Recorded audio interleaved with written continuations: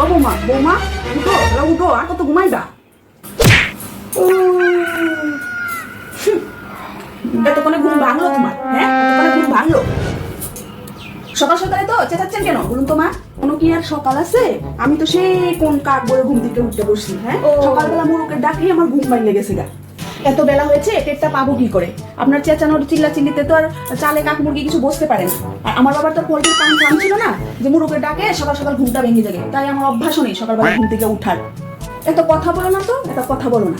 হ্যাঁ, এগুলাই মানে বাপের বাড়ি থাকার সময় এগুলো আমার বাপের বাড়ি থেকে শিখাইছো না? মা বাপে এগুলাই তোমার শিখাইছে। হ্যাঁ, বেশি বেশি কথা বলো। তোমার মতো বয়সে আমি কোন কাক বলে উঠা কতক্ষণে আমার স্নান টান সব শেষ হলে তো কাজকর্ম আমি সব করে ফেলতাম, বুঝছো? বেশি কথা বলো একবারে। আপনি বরং একটা কাজ করুন, বাড়িতে একটা কাক পুষুন, যে সকালবেলা আমাকে ডেকে দিবে। আপনাকে আর চিল্লাচিল্লি করতে হবে না, সকালবেলা কাকেই আমাকে ডেকে দিবে।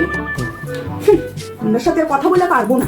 আজকালকার বয় না হয়েছে কুট্টি, কথার সাথে আর পারা যায় না। গিয়া কাজ করো গিয়া। আর আমার এই ছেলেটা কই? ছেলেটা সারা রাত তো ছেলে ঘুমাতে দেয় না, আর সকালবেলা উঠতে দেয় না। তার বেলা তো কোনো কিছু নেই, অত দোষ খালি বউয়েরই। ছেলেটারা তো একবার ভেড়া বানায় ফেলতো, বেশিবার ঘুমাবে। ও তা মা, বাবা বুঝি পুরুষ সিংহ ছিলেন? তো বাবার পুরুষ সিংহটা কি আলিপুর চিড়িয়াখানায় ধরে নিয়ে গেছে? কই, বিয়ে হয়ে আসার পরে তো একবারও শুনলাম না গর্জন করতে।